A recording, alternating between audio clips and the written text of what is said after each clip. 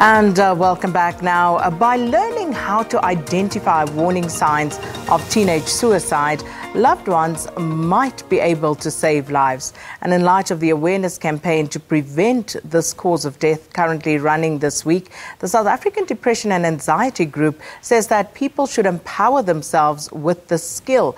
And according to the World Health Organization, a suicide occurs every 40 seconds and that an attempt is made every 3 seconds. And to tell us more about this, we're joined now by Dr Jan Chabalala, who is a psychiatrist and board member at the South African Depression and Anxiety Group. Thanks so much for coming through. Thank you. Now, firstly, Dr Chabalala, what are some of the warning signs that parents can look out for with regard to teenagers who might be contemplating suicide? Obviously, it is assumed that you know your child well, and you will notice any changes such as tearfulness, them locking themselves in the bedroom and not coming out for meals, or crying very easily, or slamming doors. But what's most important is that they tend to write things. While we say it's not right to sneak into your child's diary, but sometimes parents should have a look, because just this week a parent came to me with a very shocking note that said, you know, we decide when we meet death, and how we die is in our hands. And that's a serious suicide note. So people should look after that. There would also be a refusal to go to school, you know, and a completely changed behavior. In other circumstances, teenagers may resort to drinking alcohol or using drugs. But the important sign is that a teenager loses interest in the things that they used to enjoy before. Maybe one son or daughter that used to love playing football or listening to music stops all of that, and they stop going to school. Those are warning signs. So one of the issues here is, of course, we know teenagers can be temperamental. We know that they sometimes act up, and we ascribe that to being adolescent, to being a teenager. How do you then distinguish, how do you discern between them exhibiting normal teenage behavior and something a little more serious?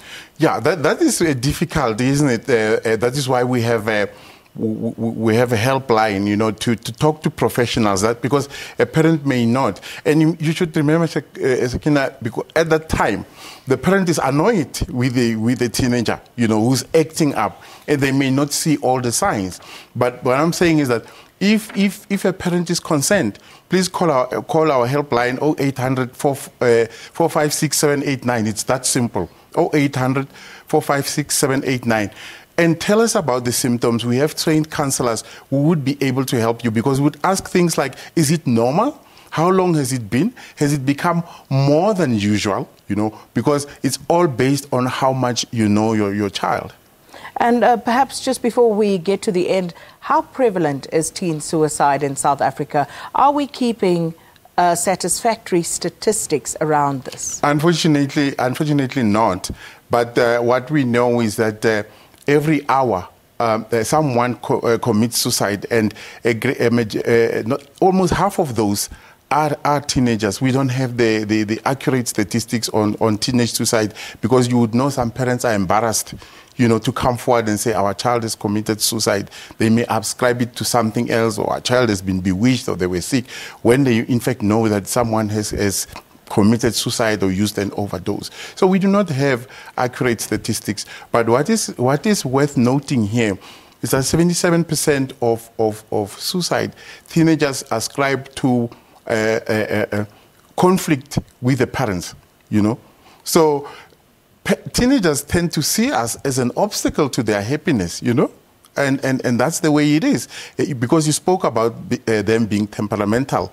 You know, parents get put in the mix of the problems. They may be having relationship problems at school, but mostly say it's because of parents. Well, Dr. Chabalala, unfortunately we're out of time, but perhaps worth repeating that number again. The number is 0800 456 789. It's a 24/7 helpline. Call us even when you suspect there is something wrong.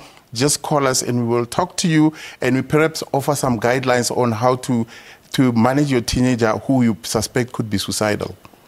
And this week is, of course, a Teenage Suicide Awareness Week. And if you need any help, please call the number. And if you have not taken it down, if you've forgotten, do feel free to get in touch with us at Morning Live SABC at Sakina Kamwendo. And we will share that with you. We'll also put it up when we come back from this break.